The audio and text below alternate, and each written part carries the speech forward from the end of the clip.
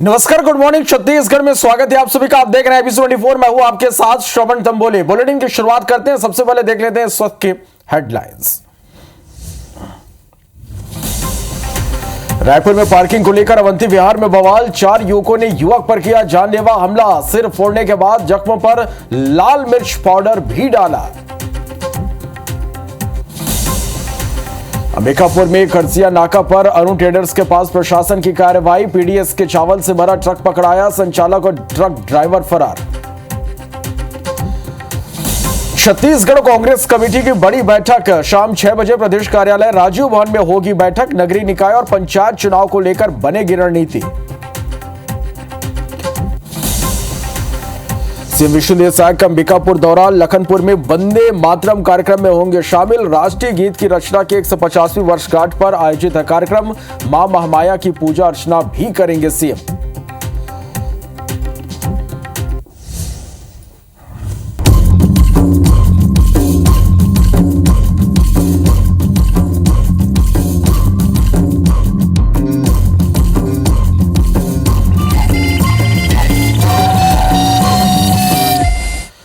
Bulletin की शुरुआत करेंगे एक बड़ी खबर के साथ। रायपुर से बड़ी खबर, जहां पार्किंग को लेकर अवंती विहार में बवाल हुआ है। 4 युवकों ने एक युवक पर जानलेवा हमला कर दिया है। युवकों ने सिर फोड़ दिया और जख्म में लाल मिर्च पाउडर भी डाला। जानकारी लगती ही पीड़ित पक्ष के लोग मौके पर पहुंचे। 40 से 50 लोग मौके पर पहुंचे। डरकर घर में आरोपी घुस गए। घर के बाहर सुबह 4 बजे तक बवाल होता रहा। लाठी डंडे लेकर दोनों पक्षों में विवाद चलता रहा। विधानसभा थाना सीएसपी और कई थानों के प्रभारी पहुंचे। खमारडीह थाना इलाके का यह पूरा मामला है। तस्वीरें भी हम आप तक पहुंचा रहे हैं। यह बड़ी खबर है। रायपुर से पार्किंग को लेकर अवंती विहार में बवाल हुआ है। संदीप शुक्ला हमारे संवाददाता फोन लाइन पर जुड़े हैं। संदीप, पार्किंग को लेकर बवाल हुआ, पिटाई की गई, मिर्च पाउडर भी डाला गया। देर रात तक स्थिति यहां पर तनावपूर्ण बनी रही। अभी मौके पर क्या स्थिति है और किस तरह की कार्रवाई पुलिस ने इस मामले में अब तक की है? देखिए, थाना खमारडीह क्षेत्र का मामला है। पार्किंग को लेकर एक विवाद शुरू हुआ था युवकों में। इसमें 4 लोगों ने मिलकर पहले तो युवक का सिर फोड़ दिया और उसमें मिर्ची पाउडर भी लगा दिया। अब हुआ ये कि उस पीड़ित युवक के साथी और आसपास के पड़ोसी है, मतलब 40 से 50 तो इकट्ठा हो गए। जान बचाने के लिए युवक दूसरे के घर में घुसा। जितना भी आप बवाल देख रहे हैं, तो रात 12 बजे से सुबह 4 बजे तक ये बवाल चलता रहा। इस पे डीएसपी के साथ सीएसपी और 4 थाना प्रभारी पहुंचे हैं। इस पे दोनों पक्ष पे कार्रवाई की तैयारी की जा रही है और इस पे कई लोगों को, संदिग्धों को और आरोपियों को हिरासत में लिया भी गया है। पूछताछ किया जा रहा है और कई दोनों पक्ष को सुबह बुलाया भी गया है। तो हो सकता है कि दोनों पक्ष पे कार्रवाई हो, लेकिन अपने अपने देखेंगे आपकी जो संख्या थी, लाठी डंडे लेकर जो लोग खड़े हैं, तो कोई भी आपरी घटना घट सकती थी। और थाना खमारडीह जो है उसकी कार्रवाई पर कहीं ना कहीं बड़ा सवाल है। जब शुरुआती सूचना मिली थी तो पूरे मामले को हल्के में लिया गया। मामला इतना बढ़ गया कि सुबह 4 बज गया, सोचिए। तो अभी पुलिस लगातार कार्रवाई कर रही है। सीसीटीवी फुटेज भी देखे जा रहे हैं कि विवाद कैसे शुरू हुआ, कौन इसमें मुख्य आरोपी है, और संभवतः दोनों पक्षों पर भी कार्रवाई की जा सकती है। जी बिल्कुल संदीप, पार्किंग को लेकर ही विवाद यहाँ पर हुआ बताया जा रहा है। क्या इससे पहले भी यहाँ पर इस तरह की स्थिति बनी थी कभी? देखिए, अवंती विहार में कई बार हो चुका है कि लोग जो है सड़कों पे गाड़ी खड़े कर देते हैं और जिसका घर अंदर रहता है थोड़ा, तो उसपे गाड़ियों को हटाने को लेकर, टकराने को लेकर लगातार जो है दिक्कत होती है, विवाद होता है। अभी 2 दिन पहले आप देखेंगे ऐसे ही सड़क पर एक विवाद हुआ था। युवती पर एक राजभवन के पीएसओ ने हाथ उठा दिया था। तो ऐसी घटनाएं आम है, तुरंत झगड़ा होता है। तो कहीं ना कहीं पुलिस कार्रवाई से लोगों को डर नहीं रह गया, इसीलिए ऐसी घटनाएं सामने आती है। जी संदीप, इस मामले की हम बात करें तो कितने लोगों पर कार्रवाई इस मामले में पुलिस कर सकती है? देखिए, मौके पे तो कम से कम 40 से 50 लोग पहुंचे थे और उनके हाथ पे डंडे और लाठी भी आपको दिखाई देंगे। लेकिन पीड़ित पक्ष का जो लोग दिखाई दे रहे हैं, उनका ये कहना है कि पहले उनके व्यक्ति को मारा गया, उस पर सुनवाई नहीं हुई, तब वो फिर पहुंचे। लेकिन कुल मिला के कानून हाथ में लेने से और अशांति फैलाने से के कारण ही दोनों पक्षों पर इस पर कार्रवाई हो सकती है। पुलिस इससे दोनों पक्षों का अभी बयान लेगी और सीसीटीवी फुटेज भी देखे जाएंगे कि कौन लोग थे और किस प्रकार के लाठी डंडे लेके आए थे, किसने किस पर वार किया है। तो जांच का विषय है, क्योंकि आप देख सकते हैं कि बलवे की स्थिति थी। ऐसी घटनाओं पर आमतौर पर बलवा ही कायम होता है और दूसरे के घर में अगर के सामने अशांति फैला रहे तो कॉलोनी वालों की तरफ से भी शिकायत हो सकती है। जी चलिए, अब नजर बना के रखिएगा संदीप, देखना होगा कि किस तरह की कार्रवाई इस पूरे मामले में होती है। फिलहाल के लिए शुक्रिया इस पूरी जानकारी के लिए।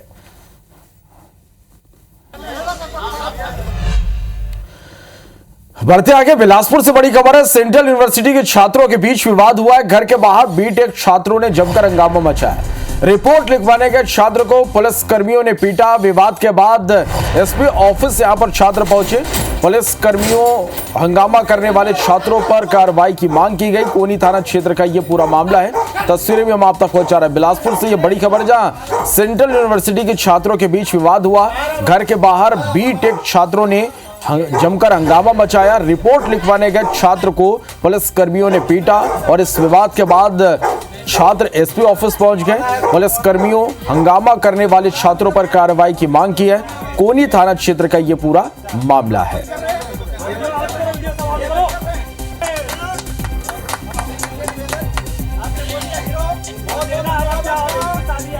और इस खबर पर ज्यादा जानकारी के साथ हमारे सहयोगी जितेंद्र थवाइत हमारे साथ फोन लाइन पर जुड़े हैं। जितेंद्र, किस बात को लेकर यह पूरा विवाद हुआ और अब तक क्या कार्रवाई इस पूरे मामले में हुई? देखिए श्रवण, पूरा मामला जो है सेंट्रल यूनिवर्सिटी से जुड़ा हुआ है। बताया जा रहा है वहाँ के बीटेक के स्टूडेंट्स के दो गुट है जिनके बीच में आपस में दो छात्रों के बीच में विवाद हुआ था। विवाद यूनिवर्सिटी में हुआ था, लेकिन बताया जा रहा है उसके बाद स्थिति ये बनी थी कि देर रात स्टूडेंट्स का एक ग्रुप जो है जिसके छात्र के साथ विवाद हुआ था उसके घर पहुंचा था और घर के बाहर यहाँ पर छात्रों ने जमकर हंगामा मचाया। और इसी हंगामे के बाद जो प्रार्थी छात्र है वो इसकी रिपोर्ट लिखाने के लिए कोनी थाने पहुंचा हुआ था अपने साथियों के साथ।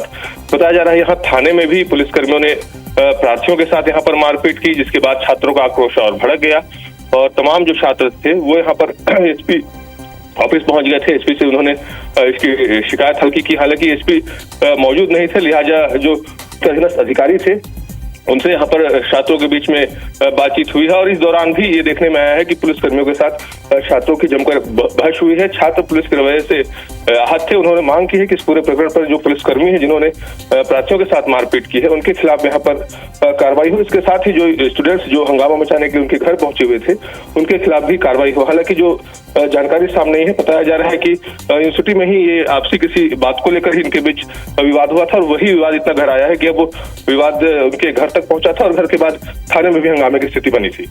चलिए, बहुत शुक्रिया आपका जितेंद्र इस पूरी जानकारी के लिए।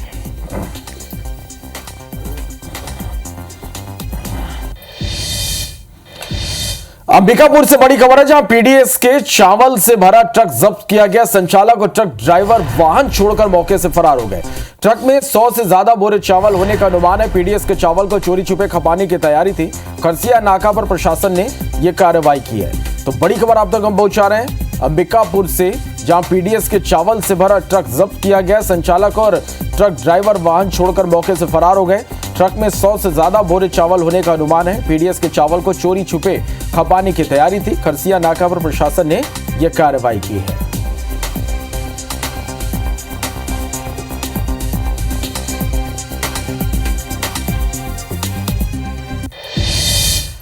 बड़ी खबर है बीजापुर से, जहां 14 हार्डकोर नक्सलियों को गिरफ्तार किया गया है। इनमें से 8 नक्सलियों पर 36 लाख रुपए का इनाम है। इन नक्सलियों पर अलग अलग घटनाओं में शामिल होने का आरोप है। इनके पास से स्पाइक और जमीन खोदने के औजार बरामद किए गए। डीआरजी बीजापुर, जिला पुलिस बल उसूर, कोबरा बटालियन और सीआरपीएफ ने सर्चिंग के दौरान मल्ले पेंटा और नरपल्ली के जंगलों से इन्हें गिरफ्तार किया है।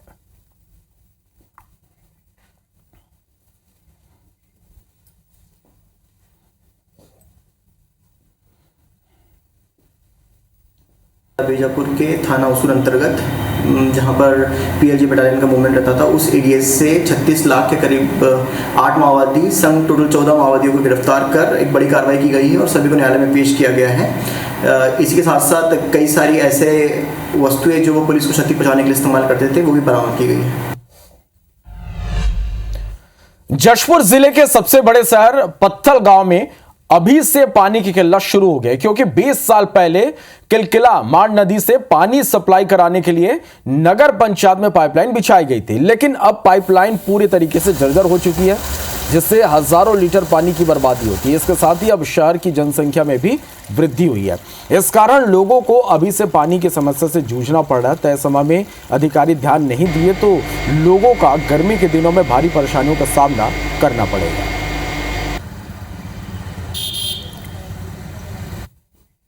अभी जो है उस पाइपलाइन को बिछाए हुए लगभग 20 साल हो गए हैं। तब की जनसंख्या शहर में अलग थी और अब की जनसंख्या अलग है। तो अब जो है यहाँ पानी की आपूर्ति नहीं हो पा रही है, लगातार पानी की कमी हो रही है। परिस्थिति जस की तस बनी हुई है। कुछ तो सुविधा हुआ है और काफी पुराना पाइप हो गया है, तो जगह जगह फूट गया है, उसका पूरा नया पाइप डालने का काम करना चाहिए। और बरसात हो या गर्मी ठंड, पानी की समस्या तो फिर भी बनी रहती है पत्थल गांव में। पर्याप्त मात्रा में पत्थल गांव क्षेत्र प्रॉपर पत्थल गांव को पानी मिलना चाहिए, जो जिसके लिए दो मतलब सोर्स होना चाहिए। शहर के लिए अमृत 2 मिशन में जो डीपीआर है वो स्वीकृत हो चुका है। इसमें पाइपलाइन का भी प्रावधान है, ओवरहेड टैंक का भी प्रावधान है और इंटेक वेल का भी प्रावधान है। मांड नदी के ऊपर इसमें काम होना है, तो स्वीकृति के उपरांत जल्दी ये कार्य चालू होगा। बड़ी खबर रायपुर से, जहां आज छत्तीसगढ़ कांग्रेस कमेटी की एक बड़ी बैठक होगी। शाम 6 बजे प्रदेश कार्यालय राजीव भवन में यह बैठक होगी। नगरीय निकाय पंचायत चुनाव को लेकर रणनीति तैयार की जाएगी। दावेदारों के नाम पर भी मंथन होगा। 26 जनवरी को प्रदेश प्रभारी की मौजूदगी में बैठक होगी। प्रदेश प्रभारी सचिन पायलट की मौजूदगी में मीटिंग होगी। बैठक में प्रत्याशियों के नाम पर भी अंतिम मुहर लगेगी। तो आज छत्तीसगढ़ कांग्रेस कमेटी की एक बड़ी बैठक है। शाम 6 बजे प्रदेश कार्यालय राजीव भवन में यह बैठक होगी। नगरीय निकाय चुनाव पंचायत चुनाव को लेकर रणनीति तैयार की जाएगी। दावेदारों के नाम पर भी मंथन होगा। 26 जनवरी को प्रदेश प्रभारी की मौजूदगी में भी एक बैठक होगी। प्रदेश प्रभारी सचिन पायलट की मौजूदगी में बैठक होगी और इस बैठक में प्रत्याशियों के जो नाम है उस पर अंतिम मुहर लगाई जाएगी। तो नगरीय निकाय चुनाव का बिगुल बज चुका है। कांग्रेस पार्टी अब इसकी तैयारी में पूरी तरह से जुट गई है। एक बड़ी बैठक आज होने वाली है और इसमें प्रमुख रूप से नगरीय निकाय चुनाव पंचायत चुनाव को लेकर रणनीति तैयार की जाएगी। वहीं जो दावेदार हैं, प्रत्याशी हैं, उनके नामों को लेकर भी मंथन होगा और कल फिर किसी एक नाम पर अंतिम मुहर लगाई जाएगी।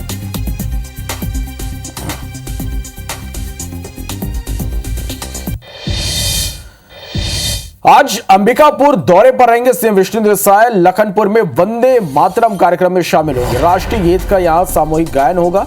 राष्ट्रीय गीत की रचना की 150वीं वर्षगांठ पर कार्यक्रम का आयोजन है।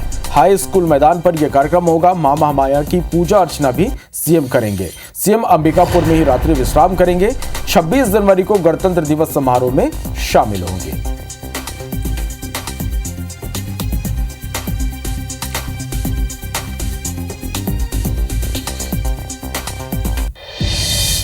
खबर बिलासपुर से, जहां आरोपी ट्रेलर चालक को गिरफ्तार किया गया। ट्रेलर घर में घुसने से बच्चे की मौत हुई थी। गुरुवार को लिम्हा में यह घटना हुई थी। घटना के बाद से आरोपी फरार था। रतनपुर थाना पुलिस ने कार्रवाई की है। तो बड़ी खबर है ये बिलासपुर से। अब पुलिस की गिरफ्त में आरोपी है। आरोपी ट्रेलर चालक को पुलिस ने गिरफ्तार कर लिया। ट्रेलर घर में घुसने से बच्ची की मौत हुई थी। गुरुवार को लिम्हा में यह घटना हुई थी और घटना के बाद से आरोपी मौके से फरार हो गया था, जिसे पुलिस ने अब गिरफ्तार कर लिया है। रतनपुर थाना पुलिस ने यह कार्रवाई की है।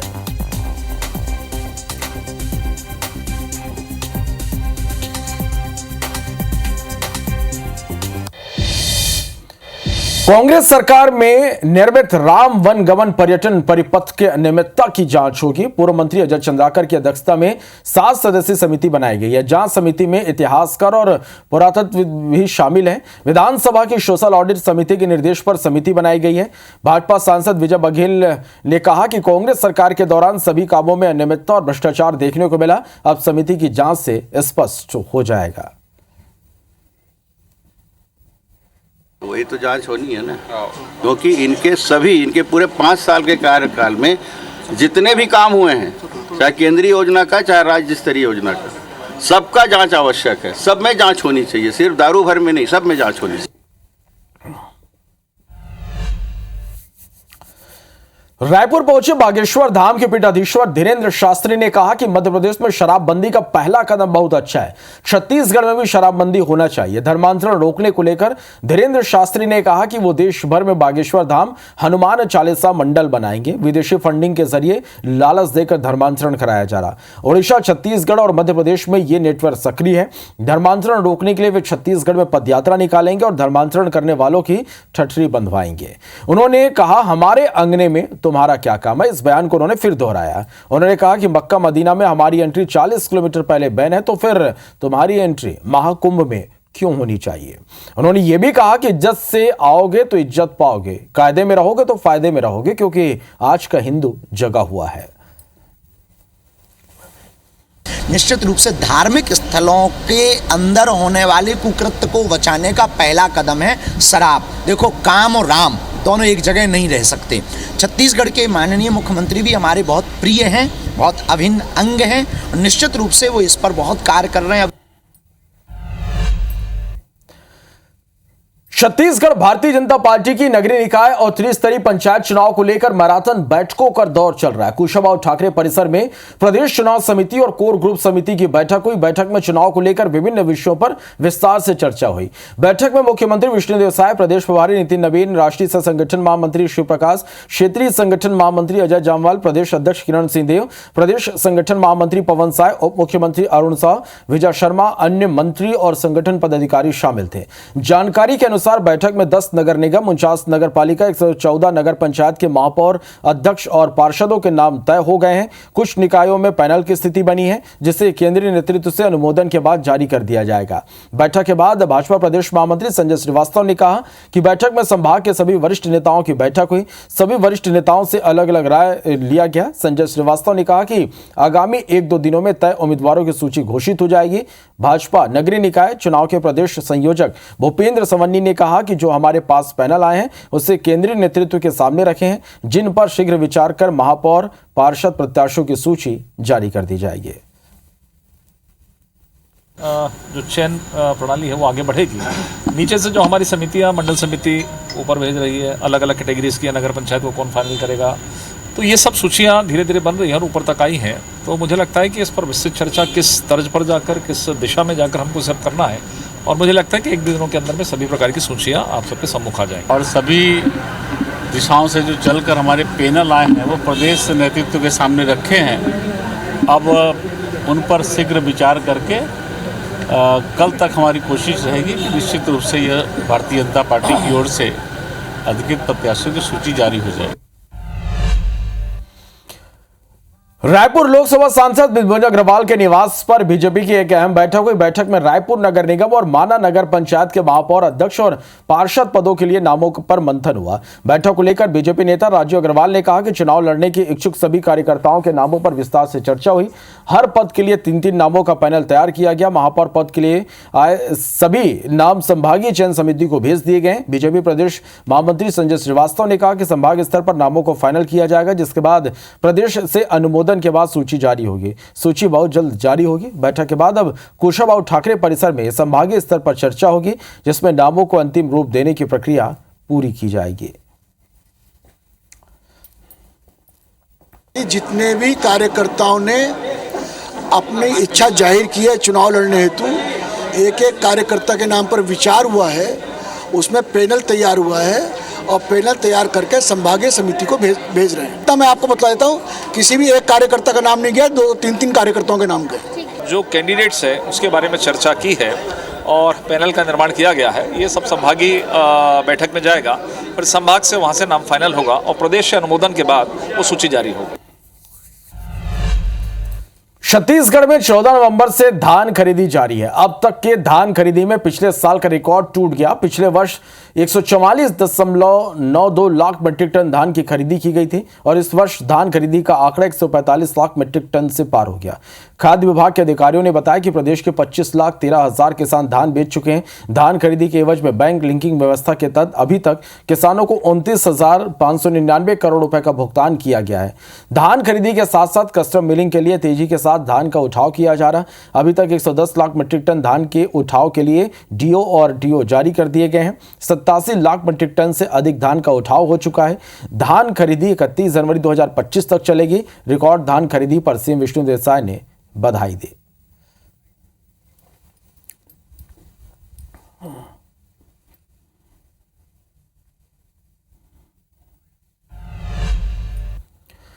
नगरीय निकाय चुनाव को लेकर जगदलपुर में दावेदारों की कतार बढ़ती जा रही है। हालांकि अब तक किसी भी राजनीतिक दल ने अधिकृत प्रत्याशियों की सूची जारी नहीं की है। बावजूद इसके कई दावेदार पार्टी कार्यालय के चक्कर लगा रहे हैं। नगर निगम क्षेत्र में 48 वार्ड हैं। इन वार्डों में भाजपा कांग्रेस के साथ ही क्षेत्रीय दलों से जुड़े दावेदार टिकट की जुगत लगा रहे हैं। साथ ही प्रत्याशियों की सूची जारी होने पर नामांकन भरने की बात भी कर रहे हैं। दावेदार नामांकन पत्र के साथ लगने वाले जरूरी दस्तावेज जैसे एनओसी बनवाने की प्रक्रिया भी पूरी करने में लगे हुए हैं। कांग्रेस पार्टी जिसको भी वोट देगी, जिसको भी टिकट देगी, हम उसको जिताएंगे। बस हमने अपनी तरफ से हम जो अपनी तैयारी को मजबूत बना के रखे हुए हैं। बाकी पार्टी जो डिसाइड करेगी हम पार्टी के हिसाब से काम करेंगे। एनओसी की मैंने तैयारी की है, तैयारी में हूँ। अगर पार्टी टिकट देती है तो तैयारी में तो रहना पड़ेगा। अगर टिकट देती है तो लड़ना है। अगर टिकट नहीं मिलती है तो किसी न किसी को तो पार्टी वार्ड में टिकट देगी। जिसको भी देगी भारतीय जनता पार्टी का ही होगा वो। तो भारतीय जनता पार्टी के लिए काम करना और कमल खिलाना है।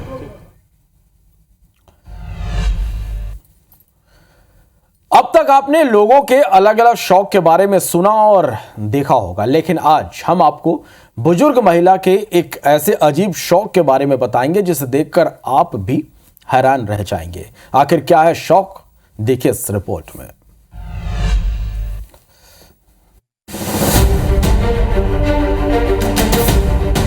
दांत में तकलीफ, चबाया पत्थर। महिला के शौक ने किया सभी को हैरान। 25-30 साल पहले हाथ में लिया पत्थर, फिर जमीन पर रखकर किया चकनाचूर, फिर सीधे मुंह में रखकर दांतों से चबाया। जी हाँ, चने और मूंगफली की तरह पत्थरों को मुंह में चबाती हैं जांजगीर के खोखरा की रहने वाली गिरजाबाई बरेठ। 30 साल हाँ, जब बहुत दिन तो कहा था। करीब 30 साल से लगातार गिरजाबाई बरेठ इसी तरह ईंट पत्थर को चूरा कर दांतों से चबाती है। ये इनका शौक है।